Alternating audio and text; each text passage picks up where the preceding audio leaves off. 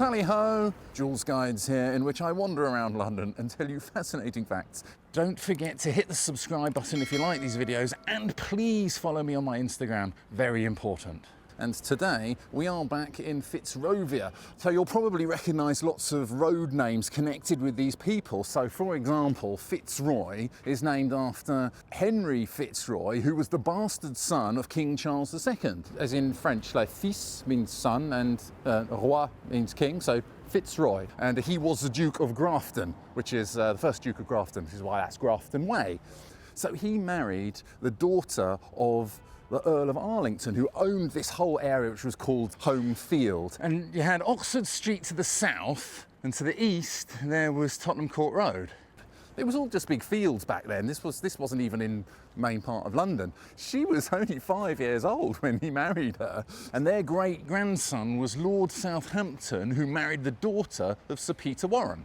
And that's why that street over there is called Warren Street.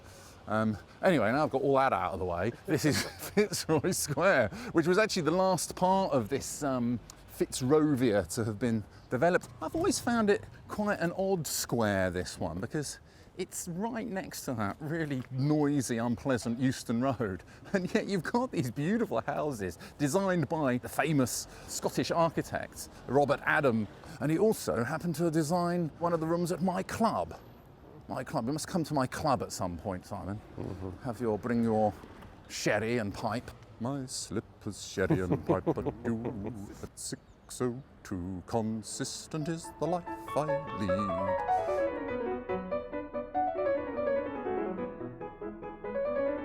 So they started to develop the areas north of Oxford Street in the 1700s, and this then became kind of the edge of London towards, I don't know, 1800s.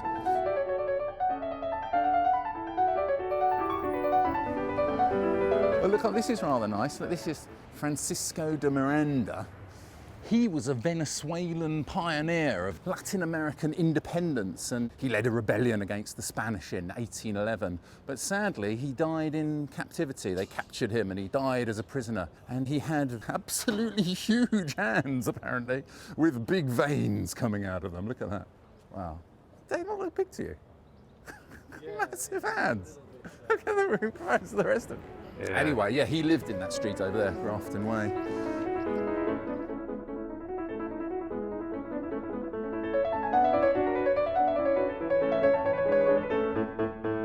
You see, so just off that beautiful square over there, you've got the big Euston Road cutting through over there. But I really like Warren Street itself. The production offices for the film Watership Down back in the late 70s was here, really? On Warren Street. Warren Street. That's rather pleasing. Oh, now you see up there, look, Captain Matthew Flinders. Now, I bet you don't know who he is, Simon, other than an explorer, but our Australian viewers probably will know who he is, because he was like one of the most important explorers back in the late 1700s. Captain Cook obviously charted the east side of Australia, but Captain Flinders was the one who charted most of the rest of it. And it was Captain Flinders who first named it Australia instead of calling it Terra Australis, as it was known then, because he discovered that Tasmania, Van Diemen's Land, was actually an island. And what's he got for it now? I think he's got a mountain range. The biggest mountain range in Australia is the Flinders Mountain Range. I mean, explorers were all talk of the town back in those days, Captain Cook and everybody, and Captain Bligh and Dyke. But on his way back, he got captured by the French because it was during these Napoleonic Wars. And eventually he got back home and everyone had completely gone off explorers. They totally weren't into them anymore, so no one cared. It's quite sad. That's why people don't really seem to remember him. But yeah, and he died aged 40. Of kidney disease. Here, I suppose, probably right here. But they just found they just dug up his body. You know Euston, where they're doing the HS2, the new, he's one of the people who's buried there in the cemetery, and they dug him up. Don't worry, they've moved him. I think he's gone to Brookwood Cemetery. Oh, so they knew it was there because of the gravestone. It's just have to dig it up. Yeah. Well, they have to move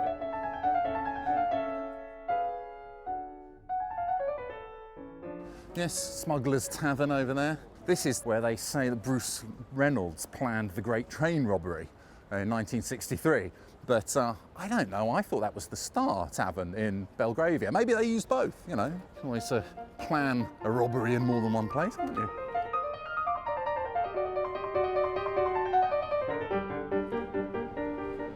And there's a lot of mewses around here. This particular one, Warren Mews.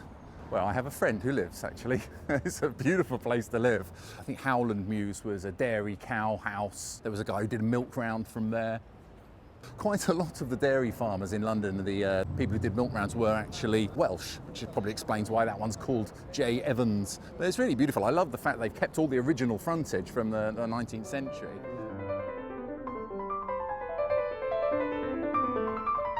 So here's another one of these mewses. These days it's just garages. So they would have had stables for the horses of the cabs here. But William Clayhard, who was the owner of the cab firm here, back in 1863, he smashed one of his employees over the head and killed him because he came in late for work. He was drinking too much in the pub, showed up late. William Clayhard smashes him over the head, kills him. Do you know what he got for that? 1 month in prison. Apparently the judge thought, well, that's fair enough, actually. 1 month. He should have been on time. Well, that happened right here. Yeah, well, it was in one of the stables, which was through there.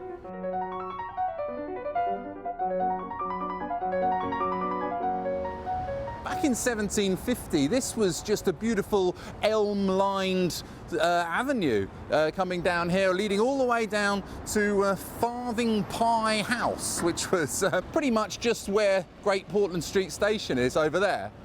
But by 1887, the whole area had been built upon.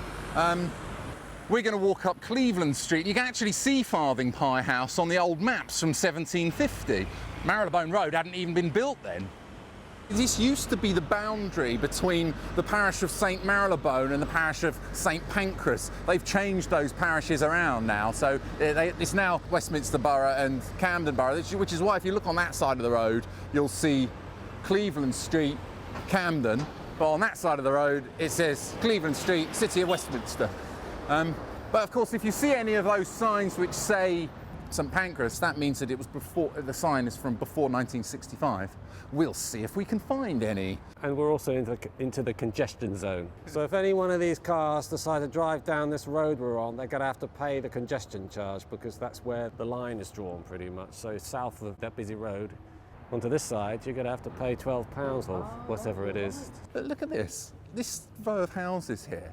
I believe this is from the 18th century. All these buildings are from the 18th century. I mean, that's older than some countries. It's just such a lovely community. It used to be called Green Lane back in 1750.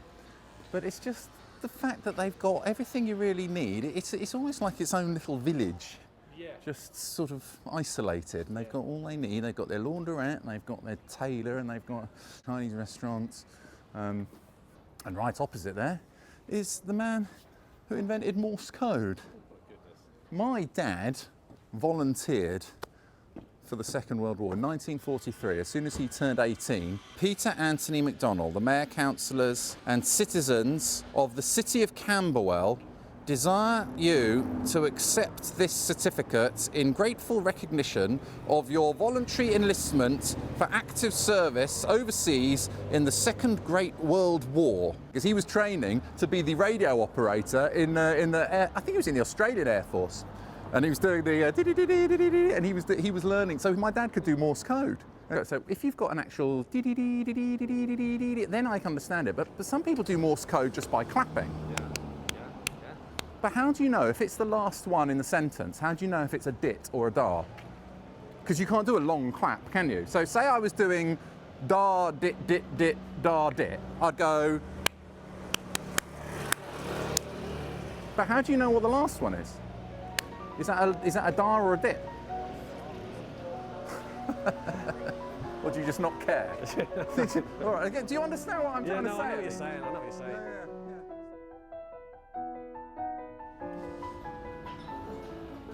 Do you do that when you're waiting for food? Oh, hello, look at that. Good job.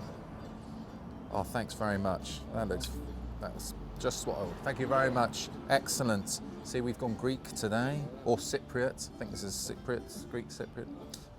No, it actually feels like being on holiday, sitting down this street. What I like about it is it feels like it's a high street, but it's not on a main road. So it's got everything that a high street has, except it doesn't seem to have any chain stores. It hasn't got a big like Costa, Starbucks, but it's got all these lovely little things. Anyway, I want to eat my lunch, so come on, Simon.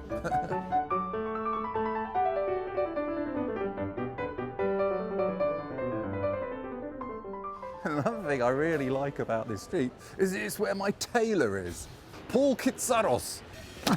Hello. Hey, how you doing? This is Simon. Hi, Simon. Hello. This is Chucksy and Paul. My tailor. What do you think? What do you think? I'm liking it. I'm liking Yeah, it. this See, is- we did the right thing on it. Yeah, it's all right. Match your hat. Yes. Oh, look, he's wearing his nice suit. You must have known I was coming. He's looking nice in that waistcoat, you I know. always was like that. You just caught us mid-argument over deliberating over Because this something. is the right thing. This is going into nothing. For you to mark it. Taxi, forget it. This is the wrong. Okay? Yeah, but explain to me No, why. it's here, not there. Yeah, I know. But, all right. That will be easy. We're going to agree to disagree, or I'll understand it later on. You get there in the end, dude. Yeah. How long have you been here then? Well, how long's Paul been here? Paul's been here since the 1800s, I'm joking. No, he came here specifically 22 years ago. 98. 98, yeah. 98. And he's Cypriot? Cypriot. Greek Cypriot. What is it with the tailors and Cypriots? There seems to be a lot of They're Cypriots. wonderful. Yeah, is that what it is? A lot of them came in the 60s. Right. You understand him perfectly. I can never understand him. It's based on being with him for 4 years, so yeah, eventually you have to understand. So you arguing in there just now? Was that No, just for the camera? That wasn't you. You caught us on the hop. So yeah, we're discussing something that I just haven't understood in terms of the way he marks stuff. So Right. So you're kind of like an apprentice. I'm definitely an apprentice. Yeah, nowhere near a master yet. Yeah. So So you make stuff. You do alterations. yeah, we do alterations, we make, and we do stuff for other tailors as well. So Done anything for anyone famous, something like that? usually tailors don't often say it, but yeah. There's a couple of people famous that we do. Oh, okay. I won't ask. It's alright. You don't have to say it. Well, When the camera's not rolling. We're in Joolz from Joolz Guide. There you go, yeah, definitely Joolz. Anyway, all right. Well, look, we'll be off. Leave you to it. Sort Oh, of it's good to see you. get at each other's throats. So, Yeah. We kept it mild because you were here, but now it's going to be a proper battle. Good to see you both, though. Nice to see you guys. Nice to see you. Take care. See you Thank you very soon. much. Thank you. He somehow managed to expand this jacket so that I can get into it. Like, he had to move the pocket and he had to open up there. He had to take the sleeves off, but I think he did well. Look at this. So, for example, look down here. We're in Conway Street. Don't know if you can see on there, but it's just a rather unusual pointy bollard. St. Pancras Parish, 1855. Does that say? I think so. I love these old bollards.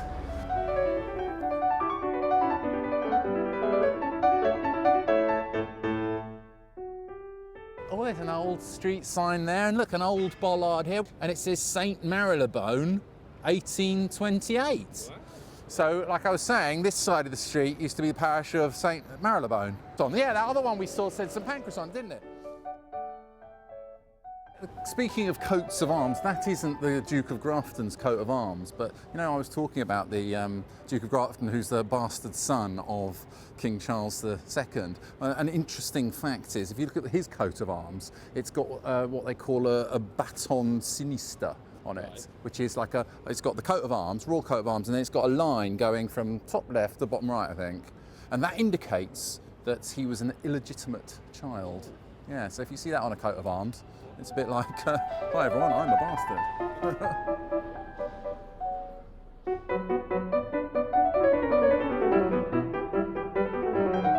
This is called Pearson Square, or Fitzroy Place. Actually, they wanted to, there used to be a Middlesex Hospital here. The only part of the hospital that's still knocking around now is the chapel here. It's hidden. Yeah, it's really hidden through here.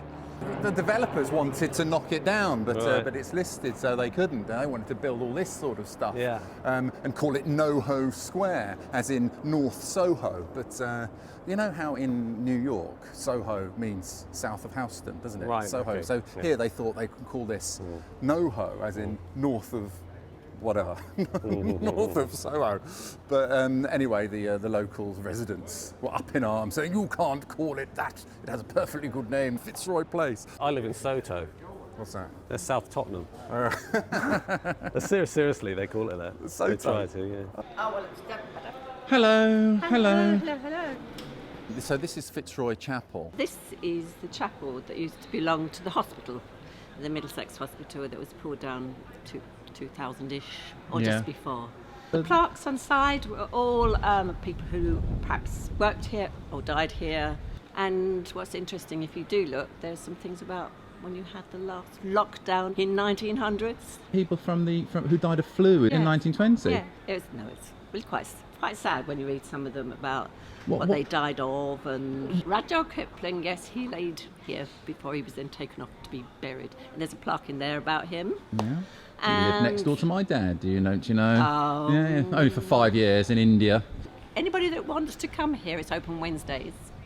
Wednesday's just for looking around. Yes, people get married here. Yeah, you can book it for private stuff, can you? Or anything.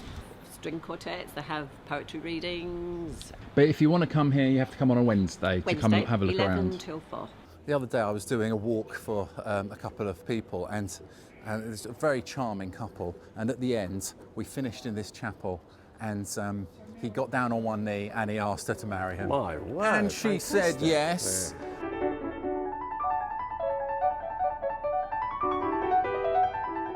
This is where Karl Marx, Frederick Engels and William Morris used to come and meet. From 1878 to 1902, this was the Communist Working Men's Club. And then Karl Marx's daughter took over from it and started doing the Bloomsbury Socialist Society. Shut up! SPP, I think that must be St Pancras Parish. Anyway, the club kept getting closed down because they didn't have an alcohol licence. Got prosecuted a few times, I think. But yeah, just down here, I should mention this might be a nice place to talk about the Post Office Tower. It's actually, these days, it's the Telecom Tower. But when we were right underneath it, we couldn't really talk about it properly because you couldn't see it. But yeah, I mean, that was built in 1965, originally for TV and radio signals, so they could, get over all the houses and everything, I suppose. And back in 1965, when it opened, Billy Butlin, who ran Butlin's holiday camp, he held the lease for the rotating restaurant at the top. It must be the best view of London from any restaurant. It's amazing. But unfortunately, there was an IRA bomb in 1971, so I think that put a bit of an end to its popularity. And I think they did continue to go until about 1980, when Billy Butlin lost the lease. I don't know, I think it might be private now. It was called the Post Office Tower when I was young, but now it's called the Telecom Tower. I used to think you could put your arms around it, because from a distance it looks like you could. Tallest in the UK when it was built. Now these buildings, they aren't particularly interesting to look at, but back in 1889, number 19 got closed down by the police because they discovered that it was a gay brothel being staffed by post office telegraph boys. And Lord Somerset, who was the equerry to the Prince of Wales, who was at that point Duke of Clarence, Prince Albert Victor, he was implicated with the Jack the Ripper story and everything.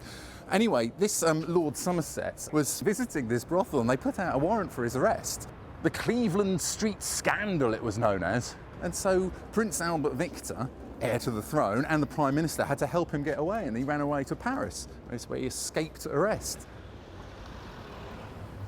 Now, where this cafe is here, there used to be a tobacconist, and Annie Elizabeth Crook, who worked there, used to be a model for Walter Sickert. Now, you know Walter Sickert, the artist, he had a studio a bit further along, and he was also accused of being Jack the Ripper. Everyone seems to be accused of being Jack the Ripper in those days. But anyway, Walter Sickert's son claimed that Annie Elizabeth Crook had a baby with the Duke of Clarence and married him in secret. But then this Annie Elizabeth Crook got committed to a mental asylum, and her baby was given to Mary Jane Kelly for safekeeping. But Mary Jane Kelly was murdered by Jack the Ripper, leaving behind the baby, who was the daughter of Prince Albert Victor, Duke of Clarence, heir to the throne. But happily, later on, the daughter was returned to this Annie Elizabeth Crook, who worked here as a tobacconist. Now, just next door to that is yet another place where they claim that Charles Dickens lived, but besides being a place where Charles Dickens lived, it's actually one of London's most quirky shops. I really like this. There's a lady who sells buttons in here. I can't believe they're still open. Let's go and say hello. Rose, I can't read. Hello, Tailors. My name is Mrs. Rose. My husband bought it from the original Mr. Tailor, who allowed us to trade in his name. Oh, Tailor's a good name for a place that sells buttons. Tailor's buttons. I've been in the West End now for 100 years. If I came in and I showed you a button that I've got, how would you know how to find them? It looks, there must be some sort of order that it makes sense. I've been around here a long time, so roughly I do roughly know. If I haven't got it, I will tell you straight away. Well, I got the buckles, of course, but I make belts, I dye buttons, and I make buttons myself. Is there a special name for a person who makes buttons? Does it have a title? A button maker. A button maker. This button I have made in Haddon Garden. I have it cast. It's for high sheriffs. This is my favourite. Ah, here we go. It's mother of pearl. Oh, wonderful! With a cherry With on. cherries on the top. Oh, look at that! It's quite beautiful, isn't it? I've never seen one of them before. No, I'm sure you haven't. Does it have a name, or it's just a tool for making It's buttons? just a button. I think we need to get some names for button makers. It's a tool. It's a tool for making buttons. God, I've made a few in my time. There you are. So, one button. Wow, that was fast. That's terrific. I mean, we've dealt with all the biggest and the best. Royalty. Which member of the royal family Made for returned? Her Madge when we went into the new millennium in 2000. And she wore a corally colour coat that I made the buttons for in 2 colours. Any of them? They're initials to stitch in your clothes. They must have been in the original tailors. It's not anything we've bought. Yeah. Charles Dickens lived here, and he lived in the house with his wife, and his mistress lived in Berners Street, which is just down to the left. Saucy old so-and-so. That's the story. Just opposite the button shop, that number 30 there, that used to be the medical establishment for the RAF. And the interesting, that in itself is not interesting, but that is where Bob Monkhouse did his national service. I love Bob Monkhouse. I think he wrote the best stand-up line of all time. When I was young, I told my parents I wanted to be a comedian, and they laughed. Well, they're not laughing now. Anyway, he tells it better than that.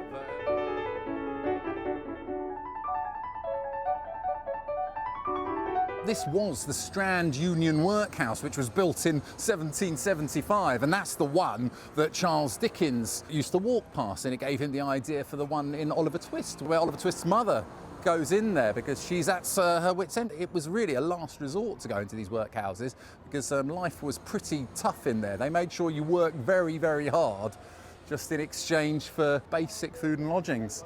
And there was a sign over the door saying, "Avoid idleness and intemperance." Again, I find it extraordinary, the amount of misery that went on in this place. And the people who are going to be living there afterwards. We're paying a lot of money to live there. Yeah.